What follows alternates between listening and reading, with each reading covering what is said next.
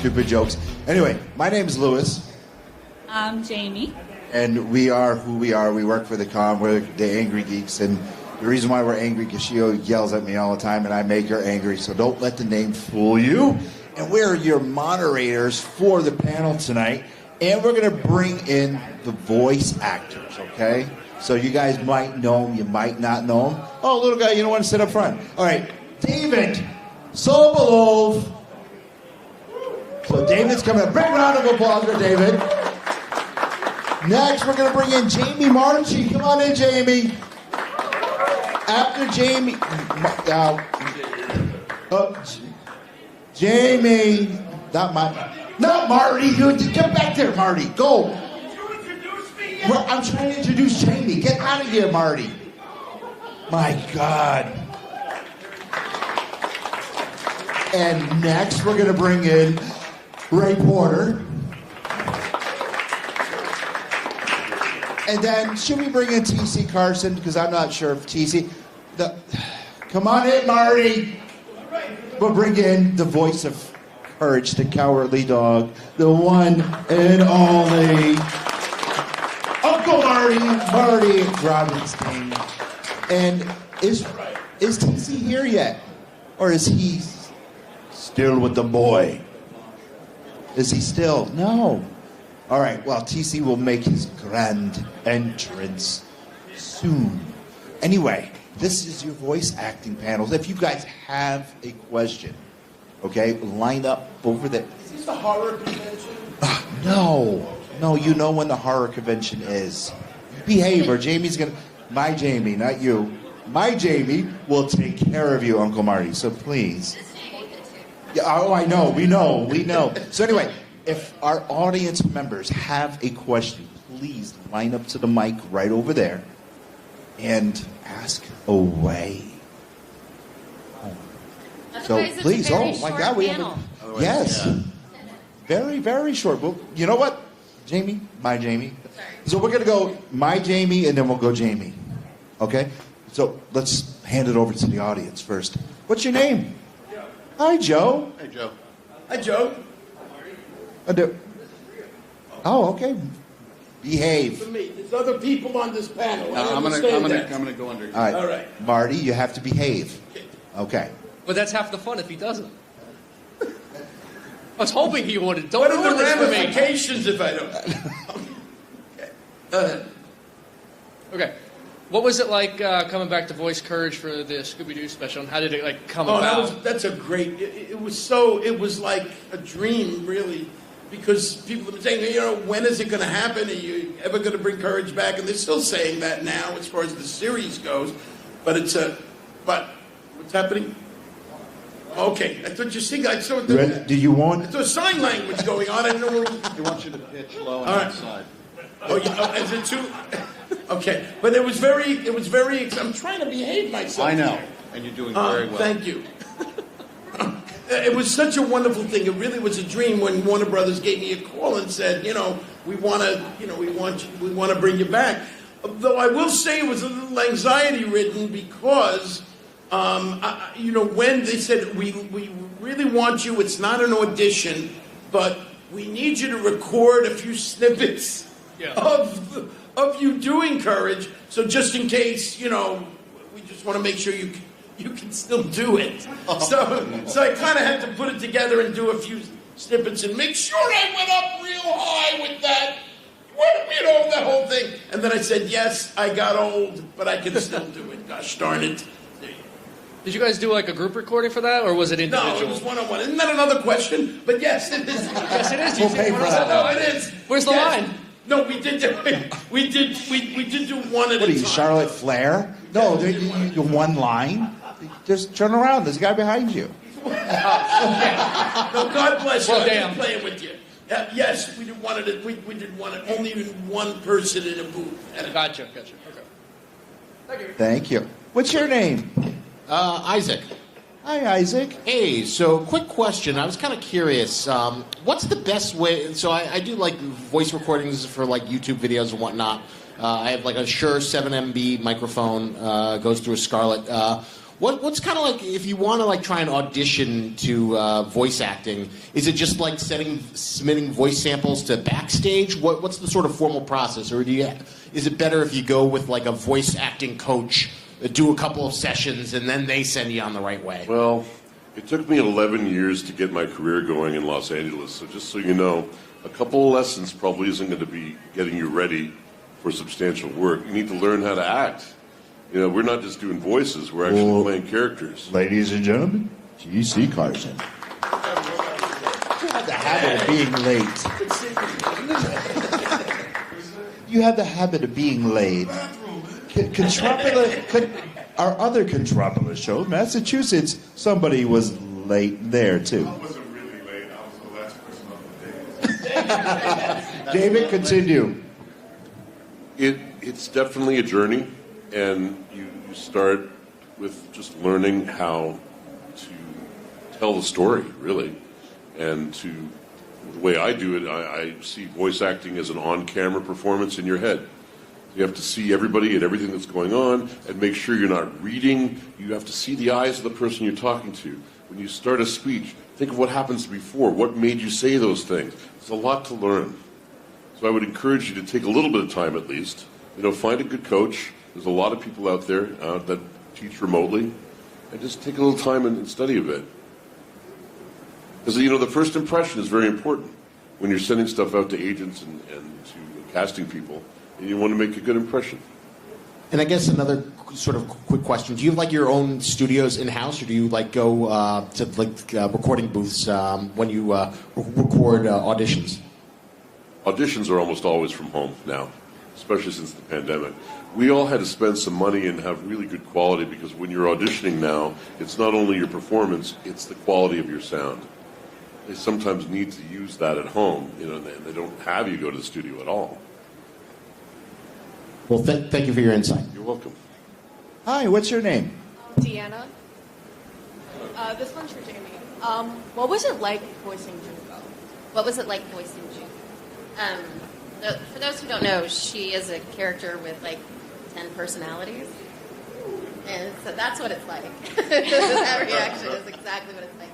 It is really fun to just be able to play evil, which is super, I don't know, relaxing. Is that the right word for it? So being a villain is always going to be a good time. And then also one that has so many personalities, manipulating people in such vicious ways. Oh, it's so delightful. And I think because of that, people usually they think that I might be that way. I'm not the nicest person in the world either, but in comparison, people think I am. So I like that too. But no, finding where all of these different personalities were coming from, who was inspiring this, stealing from your friends 100%. It was a blast. She's one of my favorites. Also, out of all the characters that you voice acted for, which one has been your favorite? It's my favorite. So what I always say on this one is that I'm a Libra, so I'm really bad at favorites. It's true, I'm terrible. But also, now, I know a lot of people will say, all of my characters are like my babies, and I can't do so. I feel like after 300, you have favorites. I feel like after 5, you have favorites. Truly, 2, you'll have one favorite at some point. Anybody else? Yes. It's like, you're my favorite right now because you're listening to me. But with those, I have so many that are favorites for different reasons. You know, like currently I'm a writer for Gearbox. I would not have that job if I didn't voice in Borderlands. Right? Yeah. I got to do Panty and Stocking with one of my best friends, like swearing at each other. That's just fills your heart with joy. Offending people, just, delightful. And so there's so many different reasons. I have, probably 20 that are rotating on my top 5 or 10, right? That I just love for so many different reasons. Some of them personal, some of them because of the work itself, some of them because the fans maybe taught me something I didn't know about that character. So there's just a lot of different reasons to like them, but I don't just Thank you. Ray, where did you find your voice for Darkseid? Under some rags at Marty's house. Yeah, No, I mean, come on. I love it. That was like low and slow of a Herman Oh, I know, right? Anytime you bring me into the mix, Oh, happy to do it. That'll be 10%. It was it just seemed like the right choice, basically. You know, it just looking at the character and in the context of the script and telling the story, as you were talking about, it just seemed that was what was appropriate. And I didn't struggle for a long time trying to find the voice. It literally just happened the first time. I mean, basically the way I got the role was Zach held up a photo and said, "What do you think he would sound like?" And I went, and I did it. And he was like, "Cool." And then I didn't think anything of it at all. And 2 weeks later, somebody else came and went, "Oh, you're playing Darkseid." Okay. Yeah. Awesome. Hi, what's your name again? How you doing? My name's Daniel. Mine's for Marty, of course. He already knows me from earlier. I'm one of his biggest fans. Like, literally, I live an hour and a half away, and I traveled all the way out here by Uber just to meet him. So, Wow. I'm spending a lot of money just to see him right now. Like, I don't. But you know, regret- my wife wouldn't do that. I literally So like. thank you for that. Yeah, this day is all about you, Marty. So, I have like 2 questions, if that's okay. So, going on like what he said earlier about the movie, because I'm like still confused. I know like a little bit about it, but so with the movie that you recently did with Scooby-Doo, John R. Dilworth was saying he wasn't a part of that. Is there like did they like? I don't know if you're allowed to talk about that or not, but like, was he like allowed to like have like the permission, or like did he like just kind of get stolen from him? I don't know. Like, I know that's like too much to ask. It's but- kind of mysterious, isn't it? Yeah, I don't know. We 'Cause I don't know, really like- have an answer to that exactly. Yeah. I mean, you know, I think the only thing that I recall, the only thing that I know that I've heard more than once, Yeah. and I can only speak to Dilworth himself. Yeah. That he said that they approached him, Okay. and he was lukewarm on the idea Yeah. of a crossover, because and I believe him on this because he's really a very temperamental an artist in the true sense of the word, and he felt that when you do a crossover and try to embrace 2 universes at the same time, you know, both universes are bound to suffer a little bit to a certain extent. So his thinking was, you know, he doesn't like crossovers, so yes, he'd like to do a Courage movie, period. And why don't we do that? And so that's my knowledge, my understanding of how that went down. Okay. But of course, there's all kinds of, Yeah. well, I think it might have happened this way, that way. So Yeah. it keeps the mythology alive. I mean, I saw his post on like Facebook, and it was like saying fans were asking, and he gave like such a like broad answer. So I just wanted to like know like, because I know like he's very strict with his work. Like I'm glad he's like that, because you know I don't want Courage ruined. He's a real artist. Yeah, I definitely get where you're coming from with the Scooby-Doo thing, because like the movie was good, you know, but it's like it was not Courage. It was more like the Scooby-Doo, but with the Courage universe, you know, in my opinion.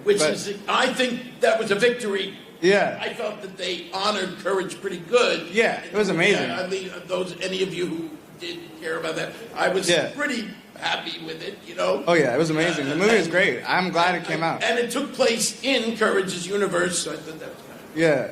And second question, so this one's more like interesting to me, like from the old show. Did you, like after the first season you stopped talking as Courage, right? So, because I don't know why, but like they stopped like doing a lot of the voice scenes and stuff for him, because I guess he was talking too much or something. But like, did you do like the mumbling and the screaming? Like I'm guessing you did, right? Like, but like, how did you do like the screaming like and all that stuff when you voice acted? Was it like hard to do all that, or?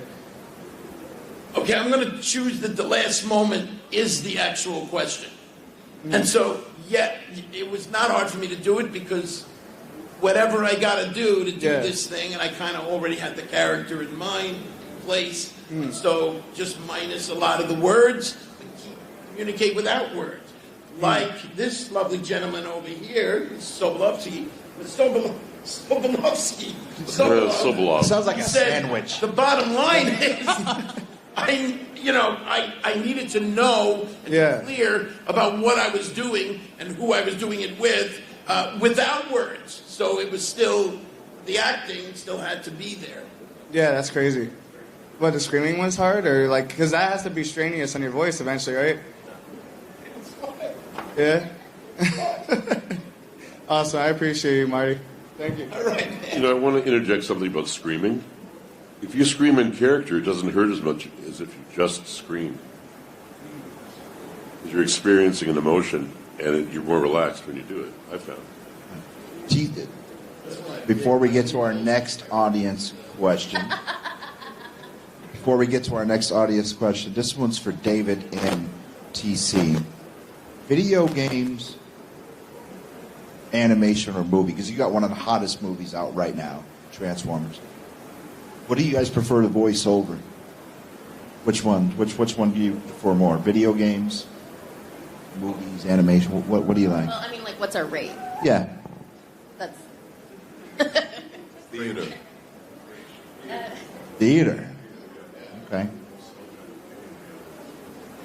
Because like you'll always be Kratos to me, always. You're Lobo. Tell Sony that. Yeah. It depends on the character. Oh yeah, I know. I know. You're always going to be Lobo. Well, yeah, that was fun, but it depends on the character. You know, I really prefer movies of all the things I do.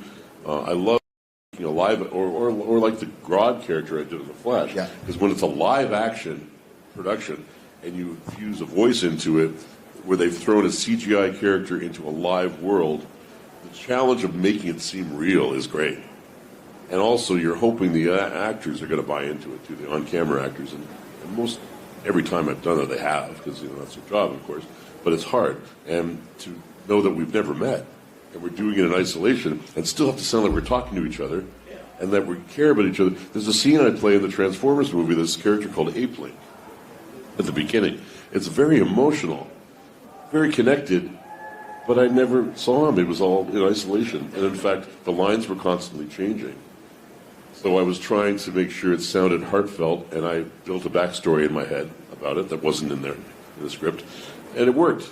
And I think there's brilliant editors and a great director that I was like crossing my fingers that all those random lines I had said that tried to, in my mind, I was putting it together as if I were the director in a sense. It all worked at the end. I was very happy about it. Voice acting. Put it all in. You're a crazy person, really. Because you have to visualize every single thing. It's usually just you. You don't necessarily have, if you're doing anime dubbing or any kind of dubbing, you'll have that animation there, but you don't have other actors with you. You don't get time with the script, really, a lot of the time. Video games, a lot of animation, beforehand. So it is really just in that moment you bring everything you have to the table, and it's all living in your head. So you're just there saying your lines on the mic, but nobody knows how fully crazy you are inside. You have to make it feel like it is something going on, even if you don't even know. I did an episode. What was it called? Not The Punisher. What was that show about the blind detective on Netflix? Daredevil. I did an episode of Daredevil where there was so much secrecy and so much just everything was like embargoed. They wouldn't tell me what scene I was doing. They wouldn't tell me what part I was playing. They wouldn't tell me who the other character was in the room. They just gave me a speech and basically said, "Go, good luck," because they didn't want to reveal what it was, which made it very difficult. He's like, it was literally like I was doing a performance, and he would give me an adjustment without giving me any direction really at all. Like, that's good. It's almost like hot cold, that game. It's such a weird way to work, but that's the way it's going. But because that is largely, I mean, that happens a lot. Yeah. It's the stuff you were talking about earlier about take acting classes, do plays, understand story, Theater. that kind of thing. Theater. That is what is going to stand you in good stead when you're handed, here's a block of text, do something, good luck. Make a choice. And you have to like fill that, you know. Being facile with a bunch of voices is about that deep, and what they're looking for is a real depth of performance. One last thing, and I'll give up the mic. I'm not trying to hog the conversation, but I did a movie once. It was a Dungeons and Dragons movie called Dragonlance many years ago with Kiefer Sutherland and Lucy Lawless. I was supposed to go in and do an incidental character, small thing, and they decided to give me the lead villain on the day of the Yeah, lead villain. They give me a 30-page contract that I never got to throw through my manager, my agent. That's fine. I did all that. We just talked to my agent on the phone, got it all worked out. But they had only scheduled an hour for this session. I had never seen the script before. It was a feature film, and I'm the lead villain, and there's no script. They didn't care. They said, you have an hour, and there literally was no time. She would go, okay, page 47, line 120, take one. And who am I talking to? And she had to give me line readings. There was no other way to do it. She only had an hour. Yeah. And this was supposed to be a theatrical movie in the theaters, and it was so horribly done that they went straight to video. And at the end of the session, the director said, you probably never want to work with me again, will you? And I said, I want to work with you again, but I would like you to give me the opportunity to do a great performance for you. And I don't feel I had that opportunity today. It was okay. It wasn't my best, but I mean, I was in the dark. Well, it's your best in a situation. Yeah, exactly.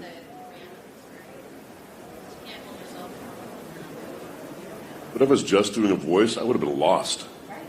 You have to know how to act. And it's just so much harder than people think it is. Yep. And that too, like a really great example is you have somebody who does voices that doesn't act. When he's saying line read, that means the director, she's telling him exactly how to say the line. And if you're not an actor, you'll impersonate that voice. Can you imagine him impersonating a woman's voice to do his character? That's just kind of naturally what happens. If you weren't an actor, it would have been interesting. Well, thank goodness that she actually was a pretty good actor. So I understood. But I had another, again, not hogging, I'll stop real fast. There is a video game, and it was an art director. They didn't give me like a voice director. He had no idea how to act. He was giving me line readings. I was just at one point he was getting mad at me because I couldn't match what was in his head. And I just started directing myself, and then I was fine. Yeah. You've been so patient over there. Hi. Oh, I'm so sorry to keep you waiting. Yes. You got a question for David Sobolov? I think he's had the stage for it. What's your name? Oh, Lewis. So I guess my question is kind of a general one for everyone on the panel. Not necessarily your best-known character, but your favorite character. What line comes to mind for that character, and could you possibly perform it for us? Well, all right, let's start with TC. No. Yes. We're not going to give him the mic again. No, it's got to start with you. What happens when you come late? Again. Let me get out. Okay, fine. Make believe it's Fine. Whatever. Favorite character has got to be Kratos. Only because I used a lot of my personal journey in voicing that character. I was not a happy person during that time period. And Kratos allowed me to be nasty and mean and that often. So I'm a nice person.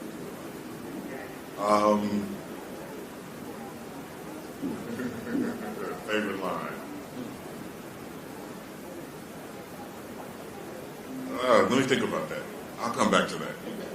Since in the voiceover world, this is my only major character in the world of animation, as opposed to sharing the stage with all these wonderful voiceover actors that have done so much. So I'm going to say, Courage the Cowardly Dog. Of course. Is my favorite voiceover thing, and my favorite line would be, all the things I do for love.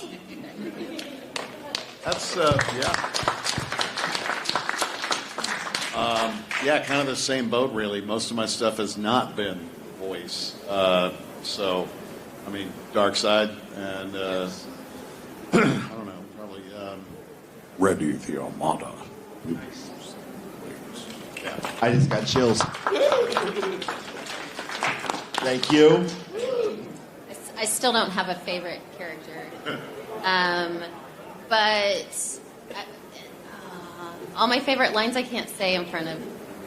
We only have, how many, I think the little guy is gone. Yeah, there's an 11-year-old. Oh, okay, never mind. Wow.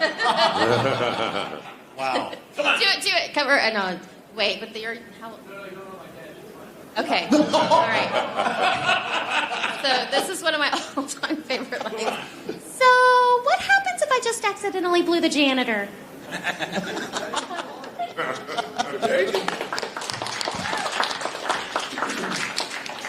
While I do love all my children equally, I was happy with Grodd a lot. I really loved Grodd. Grodd was interesting because it went over the course of 9 years, and we actually grew the character with the same director over 9 years. His intelligence changed. But I think the beautiful line from that series, if anyone remembers this, that's a good line. Yep. Take two. Caitlin, always kind.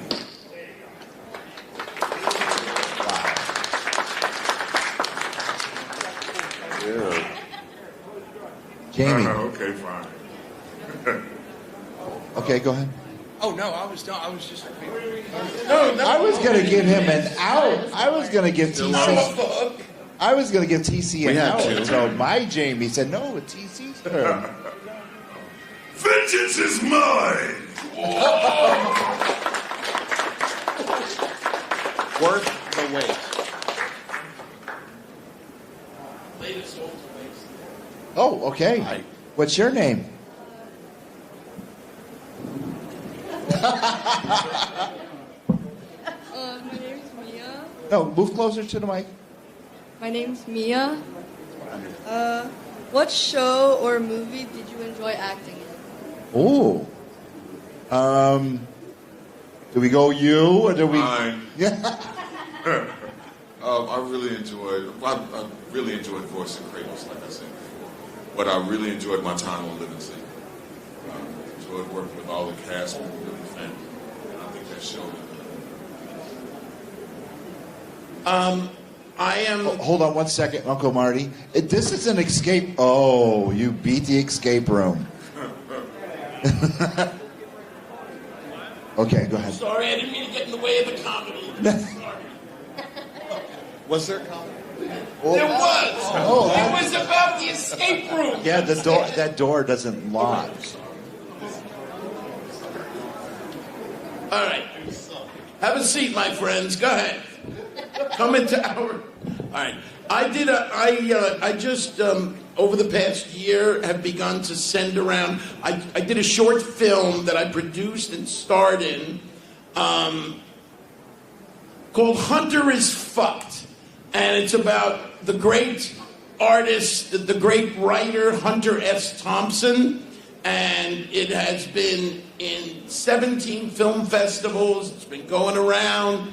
And I got to play the great Hunter S. Thompson from Rolling Stone magazine, Fear and Loathing in Las Vegas. And for me, that was absolutely the most joyful experience because he was kind of a badass. And like Jamie said, it's fun playing badasses, right? So it was a very great experience for me. And it's going to be on YouTube. Shameless self-promotion. It's going to be on YouTube within the next few months. We will be posting it.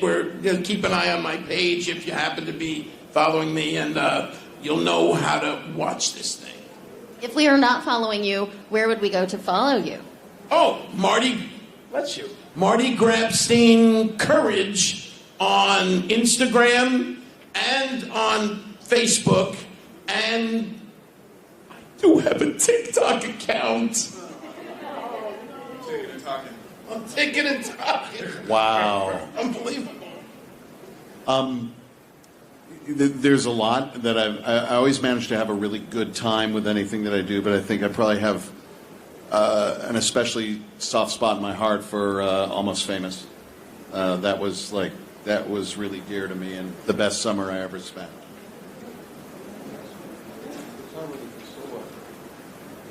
My God, I didn't know that. Did everyone see the light bulb? It's great, man. Yeah, it's the best summer I ever spent. Yeah.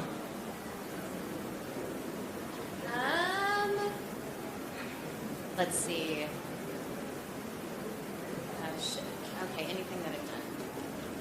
I mean, I always really like doing any Shakespeare, but I think you grew up doing stuff like that. It's always a part of you. Even as a writer, it's like, I've got to write a line about this, and something Shakespeare pops in my head. And it's like, how can I steal? Steal from the best, you know what I'm saying? But I will say today, in this moment, drink my Nashima. from day and on. But in like 2 seconds, it might change. Yeah, I'm already thinking 5 to 6 Right. But also fairy tale. I really love Conan. And well, I mentioned the Flash earlier. I'm doing One Piece right now, this role of Kaido, and I'm having a great time. Oh yeah, and she's in One Piece too. What part do you play? I play 4 Oh, cool. But the 2 I remember are Miss Valentine and Shin. Cool. The thing about One Piece is it's insane. I don't know what's going to happen one episode after another. I could be menacing and serious. I could be crying. I could be laughing. I could be drunk. I love. He's nuts. He's nuts. So he's a great character. Great question. Thank you for the Thank you. question. You have a question? Yeah, go ahead. You had another question. I didn't want to interrupt. No, what's your name? Kira. Kira. This is my first time ever to a con, so thank Oh, you. welcome. Oh, Kira, thank you. I appreciate your trip. I have 2 questions, and they're both kind of general. The first question is, I know that the writer's strike going on doesn't really affect animated shows, but it does affect the writing process of that. And of course, with the authorized strike for the SAG as well, I was wondering how that was affecting your morale, or with animation as it's kind of, as you say, sometimes you're just by yourself in a booth.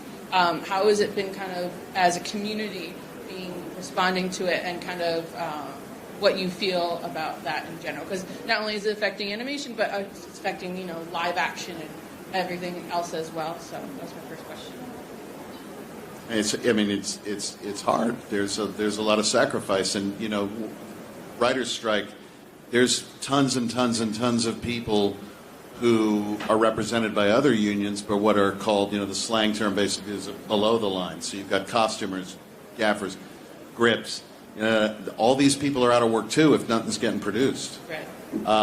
So it's very, very hard, and it's difficult, and at the same time, it's not the fault of the union that this is happening. No, definitely not. And so you make sacrifices, but it's for the greater good. It's for something important that should have been settled 10 years ago. Yeah. So it sucks, but it's important. And my other question was in regards to as the animation has kind of flourished over the years, and there's been a lot more, at least for my only exposure to it, a lot more avenues, a lot more ways to express your own signature voice into different characters. With animation sometimes being kind of solo, was there any mentor that you were able to find, or was there anyone that you have really been able to take under your wing and mentee to be able to help guide them in ways that you wish you were guided as animation could be so vast, as you guys say, you have hundreds of credits each, so it can be hard to kind of do that. But that was just my other question, because I know how important that is. Well, I don't want to hog the mic, so go ahead, anybody. Well, I helped Ryan Levy when he was first starting out. He's in Chainsaw Man, and I'm very proud of him. He's done amazing in the last just 4 years, and he's become very successful. Daniel Ross, who's here at the convention, I did his first demo 20 years ago, and I'm very proud of him too. I studied with Sanford Meisner, who was a famous acting teacher in New York many years ago, and if I didn't study with him, I wouldn't be here. Because I wouldn't be telling any stories, I would just be doing a voice, and nobody would have hired me. I talk to high school kids about it, and they always want to talk about getting into voice acting. People be on their phone and voice actors. You have to take a class. Take a class and understand beats, understand pacing, understand how to tell a story. And then maybe you can decide to be a voice actor. So really talking to young people and explaining to them that there's more to it than just talking. And a lot of them didn't realize that. They didn't realize they could take a class. They thought they could just get on and, I'm going to go in, my voice is great, and I'll get a job. No, you have to take a class. You have to learn the craft to do it. I just came up with more question. May I please ask it? For $13 trillion for each one of these. Okay. Do you take Venmo? Yes. Yes. Okay, great. Nice. Yep, that's your question. Thanks a lot. See you later. Sounds good. My last question was, what themes or backstories do you wish were expanded upon, or maybe taken a second glance at with in regards to your character or their story arc? As you had mentioned, you had like an hour to do that one voiceover. But if there's something that you just like, it's almost like it was just gone too soon in terms of being able to expand on it, or maybe years later you like chat with someone and you say, oh, there's something that maybe not woulda, coulda, shoulda, but there's like it's just something to expand or add on to that. I mean, yeah, I'd love to expand on the character I did in Justice League, but I won't name names, but it rhymes with Horner Druthers. Has some drama. Yeah. I've heard there. Was that nobody knows what? Nobody that is, right? knows. Okay, good. Thanks. Their Yelp reviews are pretty bad. But it's it's one of those things. There's so many things that are out of your control.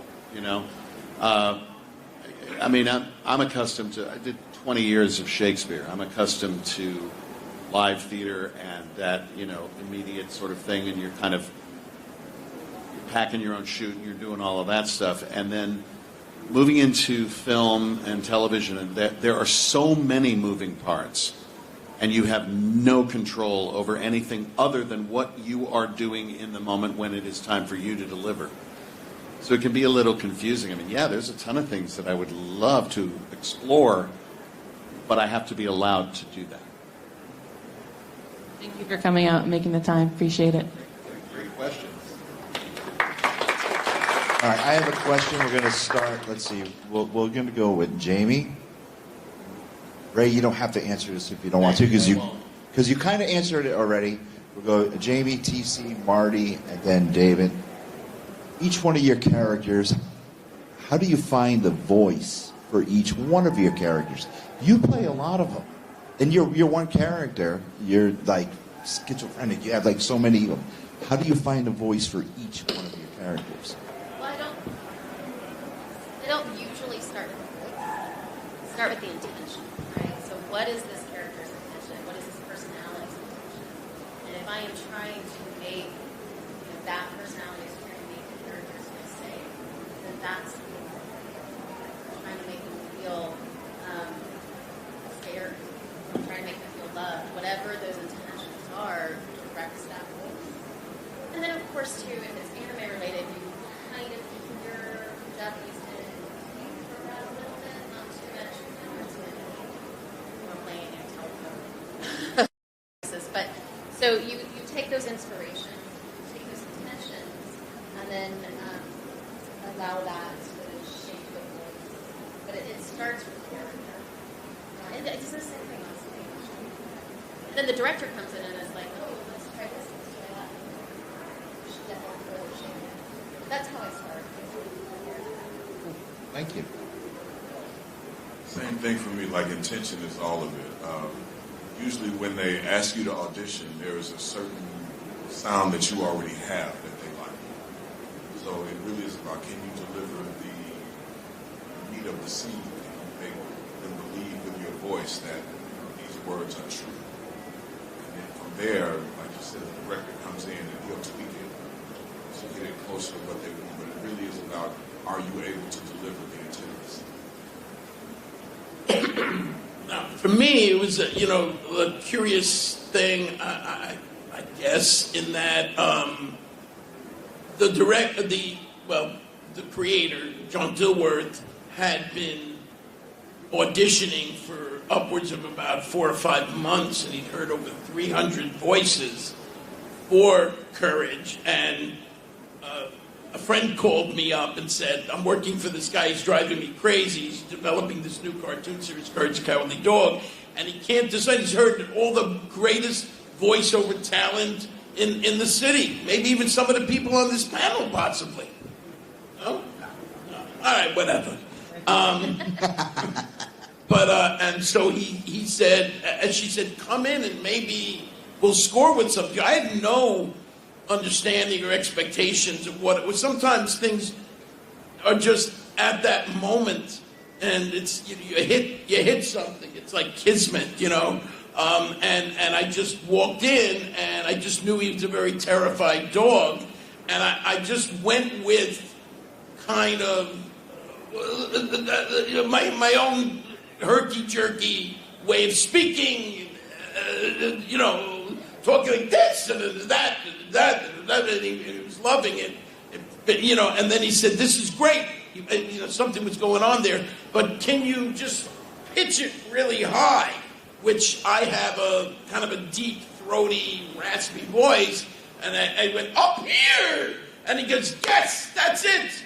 And it was just that was it. It was just somehow a light bulb went off, and it happened. So it was a wonderful moment in time. My turn? Okay. When I did Sabrina, the animated series, many years ago, I played this character called Spooky Jar. They had gone through every other actor they could ever think of. No one thought of me, and let's call David. And they wanted someone from India, and I don't have that in my wheelhouse as an accent that I can do. So I decided that this was a genie that spoke in haiku only, in rhyme, and I would just take Agnes Moorehead's character from Bewitched and use that. And for some reason, that approach to her incantations was exactly what he wanted. It wasn't at all what he thought he wanted, but I gave him a new idea. He jumped up and down, and I was recording episodes the next day. In that case, that's how I found my voice. Forced to find it immediately. For you young people, Bewitched was a TV show starring Agnes Moorehead, and what was her name? Actually, it was Elizabeth Montgomery. Montgomery, yeah. Dick York. Yes. No, many years ago. That was a movie. That's what we had to clarify. Wow. I mean, it was 50 years ago now. Moderns, the young folks. Well, we only got 5 minutes left, but before we get to your question, I just had this thing in my head. What if Kratos, we had a crossover of Scooby-Doo and Courage, but I started giggling. What if Courage met Kratos? Would that... Wait, Jamie, wouldn't it be funny? It would be. It would be. And, what? You want the money, you mean? No, what would you do? I don't know. I didn't even know.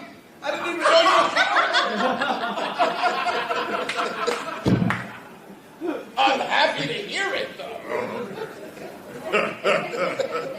I think Kratos would look at Courage and go, "Dog."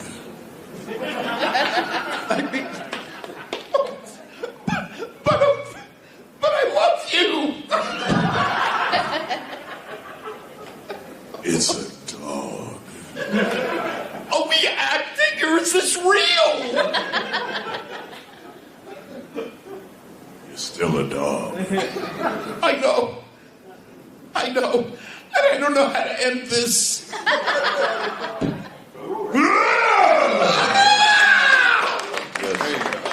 Oh my God! We acted. See, Sobolov, we're acting. Lovely. That's what you get when you come to a Contropolis show. What's your name and what's your question? Hi, I'm Andrew, and there's like a lot of controversy with like AI being able to like take someone's voice and replicate it, and I just wanted your guys' thoughts on if that's okay for like me and stuff, or is it like not alright? That's some bullshit. That's some bullshit. I mean, I go to an audition and I'm up against like amazingly, incredibly talented and imaginative people. That's hard enough. Now I'm also up against a friggin' toaster. No. Now you're also against the toaster being you. Yeah. Right. No thanks. That I don't. And the thing is, people might think it's just a harmless meme, right? But if it's your voice and you don't agree with that meme, That's right. if it's your voice and someone who, I don't know, maybe threatened to kill you online is using that meme, you know, so people don't take into consideration what our voices mean. And so it's not just my voice, it's part of my identity and who I am. So when people take it and use it for whatever they want, they're taking a part of me. And I'm not okay with that. Not No. without my permission. And they're putting words in our mouths. We didn't voluntarily say we didn't agree to say any of those words. So it's a problem. And the Actors Union we'll see, they may go on strike next week. We'll find out. You can't copyright AI. you can't copyright AI, which will help a little bit, but what they're doing is they're doing these memes now where they'll take a scene from something, right? And they'll use our voices and they'll parody it or something and make us sound like idiots. And they seem to never even take them down when you complain. They leave them up. And I don't understand why, because you have, what is it called where they change the faces? Deepfakes, right? Everybody knows deepfake's not good, because that could take us a real bad direction. AI with voicing is the same thing. So you get deepfake and a voice, suddenly you are starring in a video you never agreed to star in. And who knows where they take that. And then it's what, we don't have the rights to our images, we don't have the rights to our voices, we don't have the rights to the people that we are. So then we are just forced to do what they want us to do. Like that is, it's just really dark. It's so dark, and to me, I have to ask, I mean, not necessarily the people in this room, but in like a rhetorical question here, which is, what is it about people in the world today that are so starved for really quality stuff or something original or something that has something to say that they have to somehow, that's all they can do is technically throw together something that already existed and try to squeeze it into something that makes, gives them some pleasure. I just don't understand where the pleasure is. I can't, I'm too old for this. I can't understand it. All right, unfortunately. We don't like it. Some bullshit. Great question. First, I want to apologize. I feel like David. I never gave you the mic for a question, so sorry. I do it all the time. No, I'm going to get yelled at probably later. Anyway, first, round of applause for everybody on the stage here. Second, make sure you go to each one of their tables, even if you already have. Go see Ray. Go buy an autograph, get a picture, say hello, all right, show them some love. Saying hi is free, by the way. Right. That's right. Yes, always feel free. Yes. Come by and say hi. Yeah, and smile and have fun and enjoy the rest of the time here at Contropolis, New Jersey, okay? Thank you, guys.